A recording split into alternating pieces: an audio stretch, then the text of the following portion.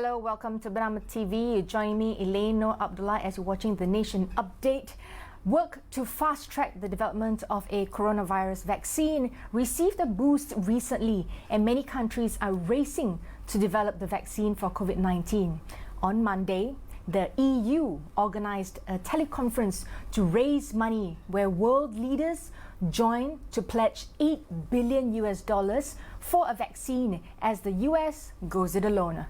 Prime ministers, a king, a prince, and Madonna all chipped in to an $8 billion pot to fund a coronavirus vaccine. President Trump, of course, skipped the chance to contribute, with officials in his administration noting that the United States is pouring billions of dollars into its own research efforts.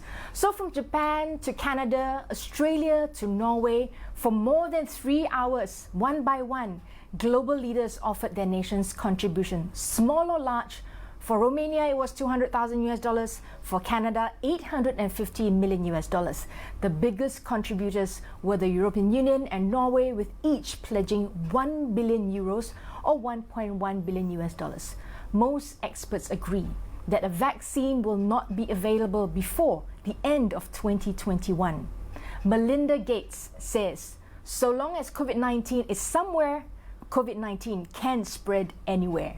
The pandemic won't end until people everywhere can be immunized against it, until everyone can benefit from the world's science, regardless of where they live. The Bill and Melinda Gates Foundation will contribute $100 million to research for a vaccine. Joining me today to discuss about the COVID-19 vaccines and treatments, who will own it, is Geeta Kandia. She's, of course, a legal expert on intellectual property. She runs a leading IP firm in Malaysia with offices in 5 other ASEAN countries. Hello and welcome, Geeta. Thank you for joining us on this very interesting conversation that we'll be having today. Hi again, Elaine. Thank you for having me. And yes, it's highly interesting, highly controversial also, maybe. Yes, so let's go on to the first question. We see that there's a race to find a vaccine. All countries are trying to work together to make this happen. Can you perhaps tell us who is leading a race, who's in the lead on discovering the vaccine and a treatment for COVID-19?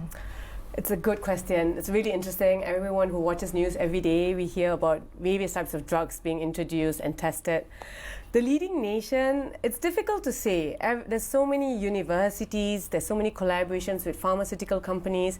WHO as well has 120 people on an international collaboration that will pool in all the data they're getting, and they're sharing knowledge. And exactly what you just mentioned, there's an $8 billion pledge from various world nations, bringing together the brightest of brains and again coming up with what is going to be a joint research fund. So now we're showing on the screen here some stats that we saw as early as April 9. So it's been a month since then.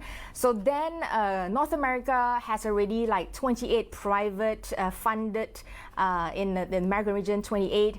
China is not far behind with 15 there on the private funding. Unconfirmed and confirmed in Europe, Asia and Australia are on the right side. So you can see all the people that were in the race to find a vaccine. That were the numbers as of April 9th. So it's really interesting. So looking at this data, we just heard about this 8 billion pledge. That was initiated by the European Union. That's right. And 3 largest nations did not take part. We have Russia, China, and the US. That's right. And if you look at the data that was just published, it was the US which was leading in terms of the research done and the trials being taken. So for US not taking part, that's a huge indication of possibly they might be in the lead in terms of coming up with a vaccine. That's right. China as well. Yeah. But China is facing some challenges now. That's right. So I think we saw some research data saying that China is hitting a snag because they don't have enough COVID-19 patients to do their trials and testings, which might put them sort of at a disadvantage for creating the vaccine at speed. So can you imagine getting your numbers down might be a disadvantage in terms of finding a vaccine? So of course the question right now is everybody is of course racing to get a vaccine, but what I think a lot of people are not asking the question of when that vaccine does get created, what happens then? Do the rest of the world have access to that? So that's essentially the fundamental question.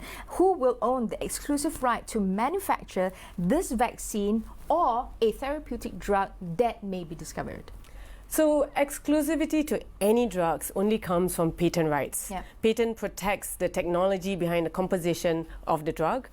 And that exclusivity will come to the person that creates, or the entity that actually creates a drug. Right. It's really interesting now with so many corporations collaborating, there's so many nations collaborating who will then own the rights to the drugs. That's right, because there's so many, well, I mean, we heard about the $8 billion fund. So if all the nations have come together, does that mean that there's shared rights to all the vaccines that have been developed and researched? That's what the public would want. You definitely would want, number one, there's a fund being shared into a fund, and a fund being shared, being used to come up with a vaccine. That means the vaccine should be available freely and easily for the mass public. Yeah.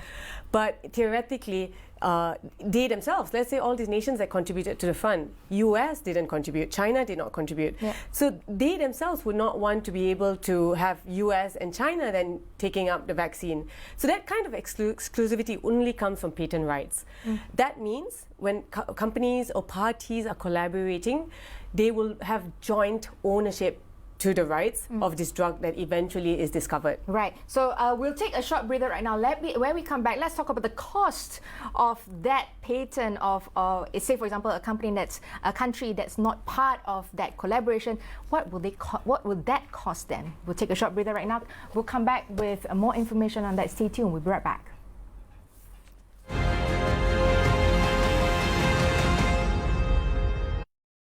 Virus COVID-19 adalah spesies baru dalam famili coronavirus yang menyebabkan pelbagai penyakit dan selsema. Tanda awal virus COVID-19 adalah demam yang berpanjangan dalam tempoh 14 hari, batuk berterusan dan kesukaran bernafas. Jika terdapat tanda-tanda awal, jangan panik. Amalkan langkah awal dari terkena jangkitan. Kerap membasuh tangan. Jangan sentuh mulut, hidung dan mata ketika tangan kotor. Elak berdekatan dengan pesakit. Hindari ke tempat awam ketika tidak sihat. Tutup mulut dan hidung ketika bersin. Anda juga dinasihatkan tidak mudah mempercayai berita yang tidak sahih. Elakkan berita palsu. Dapatkan info di portal sebenarnya.my. Tak pasti, jangan kongsi.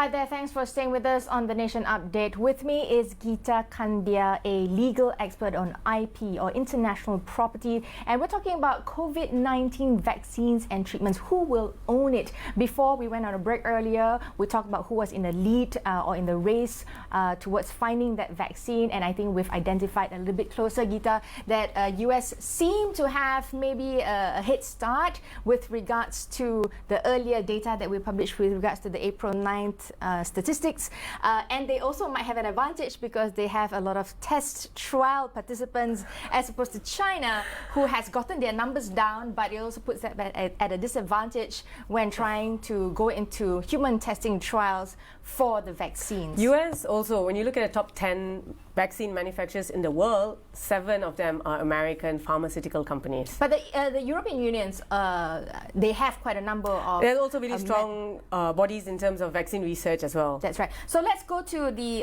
question that we talked about earlier, owning exclusive right to manufacture the vaccine. Can more than one entity own that right? So joint ownership is possible, and it's very common in the industry where two parties collaborate. So there are a lot of universities, top-notch universities, that are researching to find the cure or the vaccine for COVID.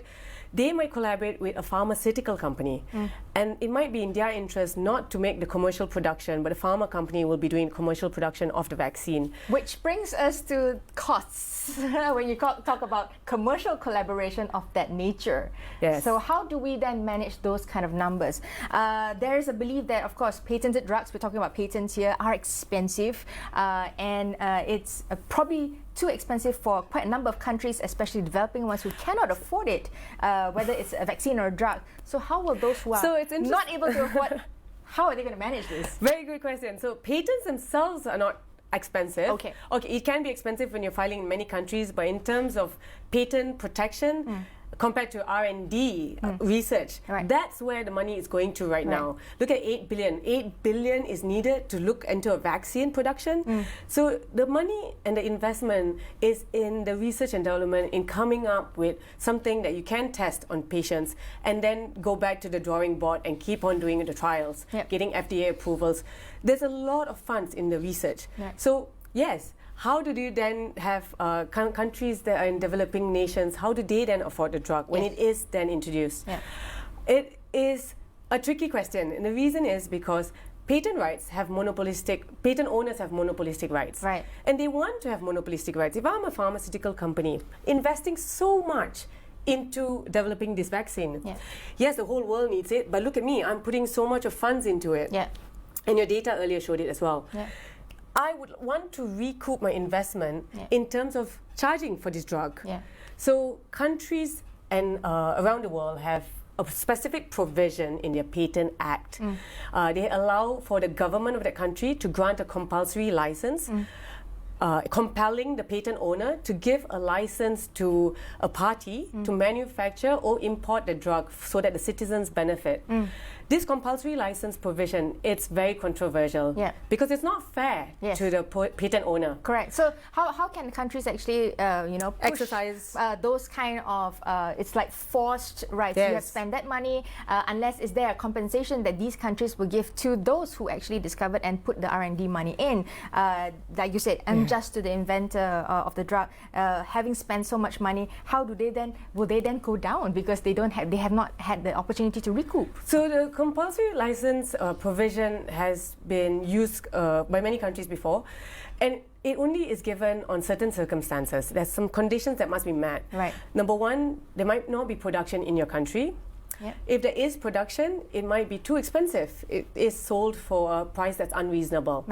Second one, it could be there's production, but it doesn't meet demand. For it to be rewarded, this compulsory license to be granted by a country against the patent owner's wish. So there's no consent from the patent owner. The person they grant it to, so the company, the manufacturer, will need to prove that they had approached the patent owner for a license before, and there was negotiations, but the price was unreasonable, and they couldn't actually settle at an agreeable license fee. Only then the government can get involved and then grant a compulsory license, compelling a license without the permission of the patent owner. It sounds so subjective at this point of time. Well, it's happened before. So.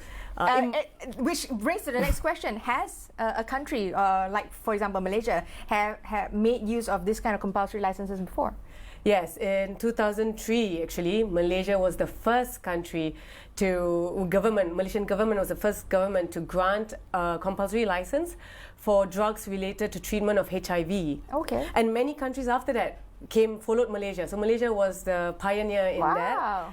And it was developing countries that found the drugs too expensive. Then in 2017, which is very recent, it was just 3 years ago, a drug for hepatitis C was also granted a compulsory license. It was Gilead behind drugs for hepatitis C.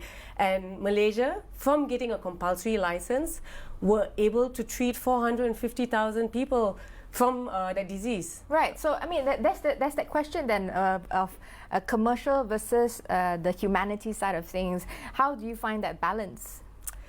It's a tough one. It's a tough one for patent owners. You put in so much effort, investment into coming up with a drug that is successful. And then you have to balance that whole exclusivity, the market share that you want, profit making, with healthcare, with public healthcare. And what we're facing right now, it's a pandemic that's hit all nations. It's going to be quite scary to think about someone holding back a vaccine or a potential cure in these kind of circumstances where the entire world is suffering, if I may bring back to earlier in the day when we covered some stories in South America where people are refusing lockdown because they question how do you quarantine when there's no food. So it's the same ideology behind it, or the same thought process of how do you hold back. Say, for example, you must pay me money to get this in order for me to live or have a vaccine. So how do you find that sort of middle ground? It would be a lot of pressure on the drug company, the pharmaceutical company that comes up with the drug, to be very, very cautious about how it prices a drug. Because it brings me to the question of right now, because when countries are coming together, like the pledge for the EU, when they call on countries to come forth, even celebrities like Madonna have come forth to put in some money into the funding of the research. So that I'm sure there'll be provisions in terms of how, if the vaccine is discovered, how would it be made accessible to the global masses? That's very different from a pharmaceutical company using its own funds or investors' funds to come up with a drug, compared to public aid funded research. Yes. So this would most likely be deployed. It might be patented, but be a royalty-free license, meaning they allow others to manufacture it without being charged any royalty fee. That's very likely what's going to happen in the joint research if they do come up with a vaccine. So the question is, those who have not joined on a joint research, like independent countries that are going it alone, we're talking about the major countries, we're talking about the US, the China and Russia, who are in a race to find that vaccine. It is a controlling stake, it is a power play, it is political as well. It is. So getting a patent registered, getting a patent granted, will still allow you to exclude them. Can you see? Like, you can allow everyone else who have joined into the funding to have a royalty-free license. Go on, manufacture and sell the drug and cure your citizens or save your citizens. And then I doubt this will happen, because I'm sure there'll be negotiations with these three nations with that jointly funded program. But the question is, will the individual nations then do the same for the jointly funded countries that, if they were the ones to first find the vaccine? I cannot imagine a pharmaceutical company doing that much of research and releasing the vaccine for free. And if they do, it would be a nice surprise. But it's recouping investment. Look at how much US claims to have spent 2.6 billion. Right. Okay, sorry. We have to take a short breather right now. When we come back, we have more stories to share with you. Stay tuned. We'll be right back after these short messages.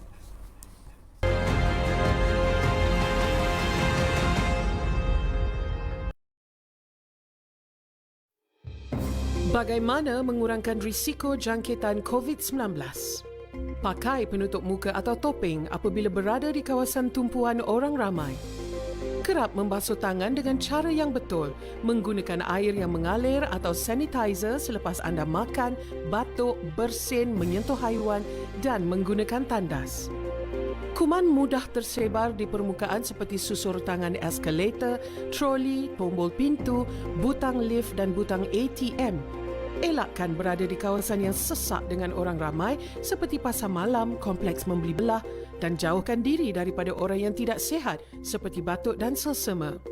Elakkan melawat ke hospital jika tiada keperluan. Makan di tempat yang terjamin kebersihannya. Utamakan kebersihan diri di rumah mahupun di tempat kerja. Maklumat lanjut, layari portal rasmi Kementerian Kesihatan Malaysia.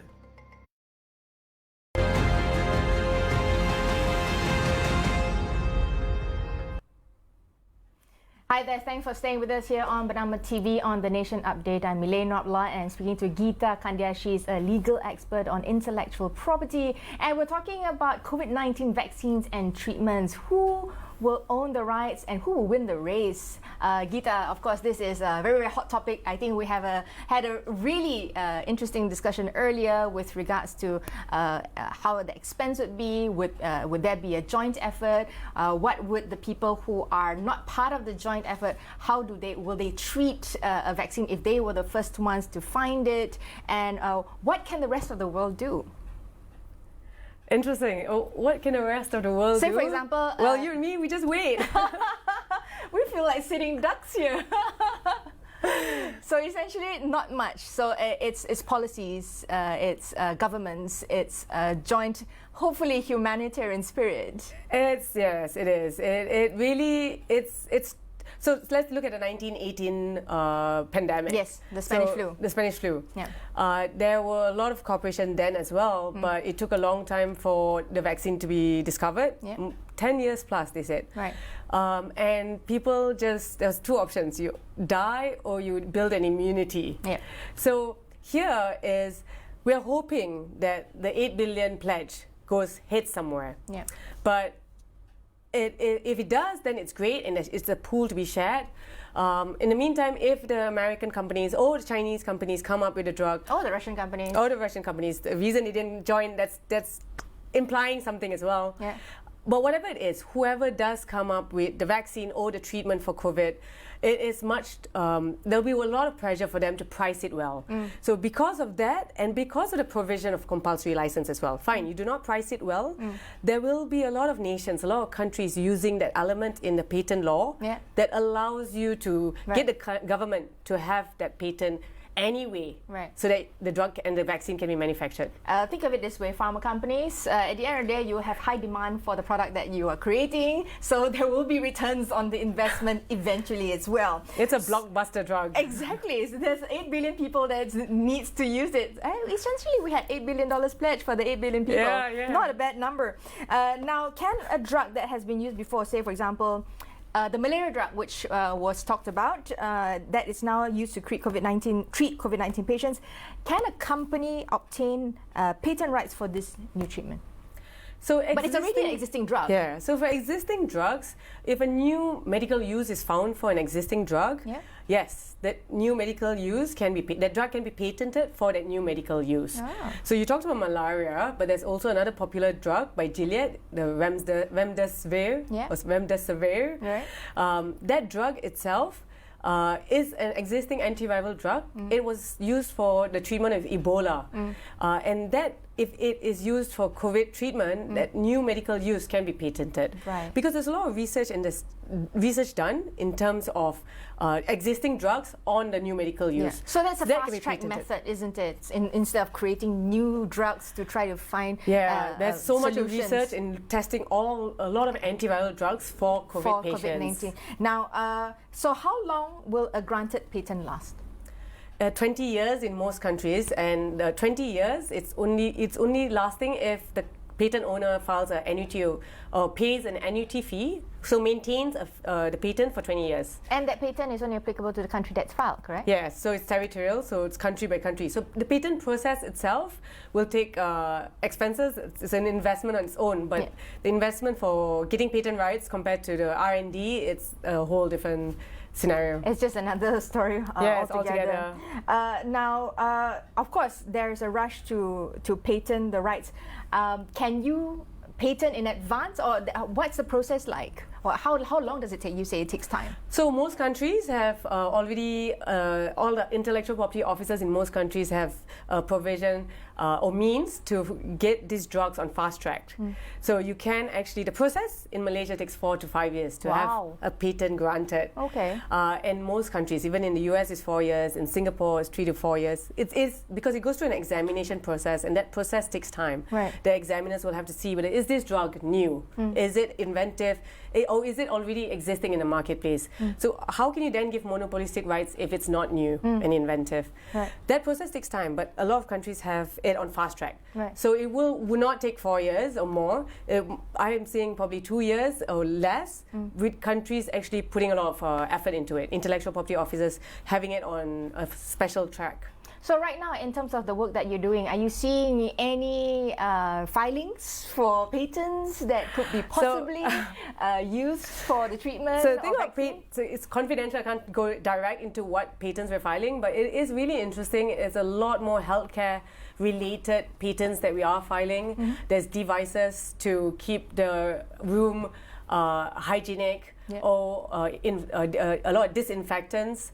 There's a lot of treatments for other kind of diseases, so that they, for example, cancer patients, so that they have drugs that make them stronger, so that they can also battle COVID. Wow. So there's a lot of research and development around COVID that's coming up. Right.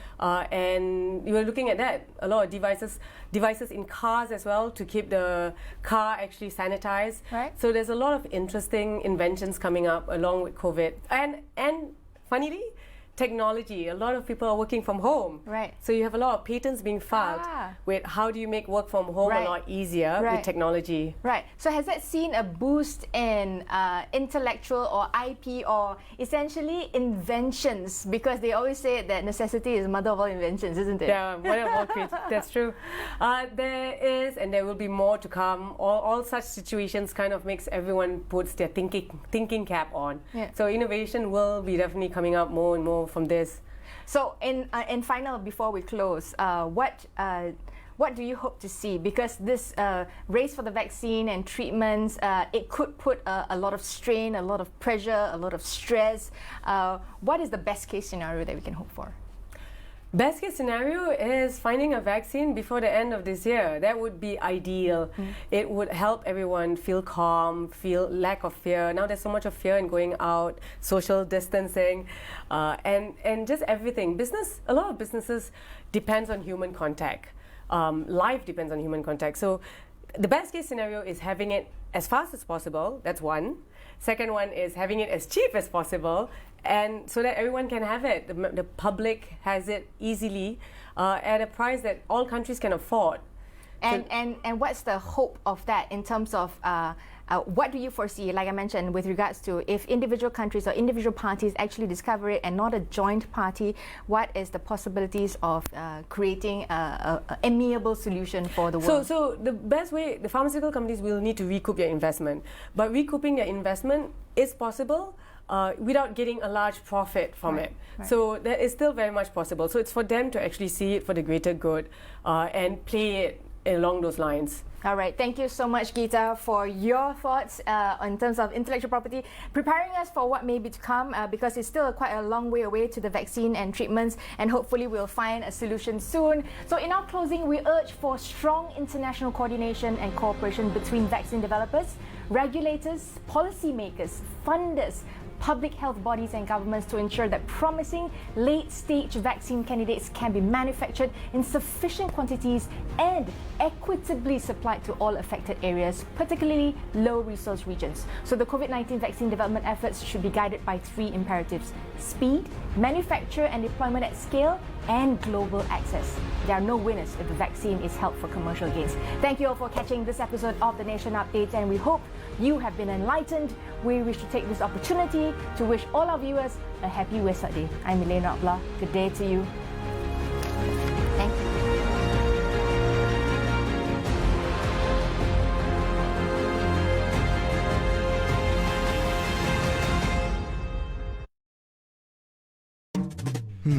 Hai, saya Samad. Saya stres. Ini kawan saya, Ismail. Ismail juga ada kalanya stres jika berhadapan dengan kerja yang banyak. Mereka di rumah juga stres. Lumrah manusia, kita semua menghadapi stres. Stres yang keterlaluan menyebabkan keresahan dan kemurungan.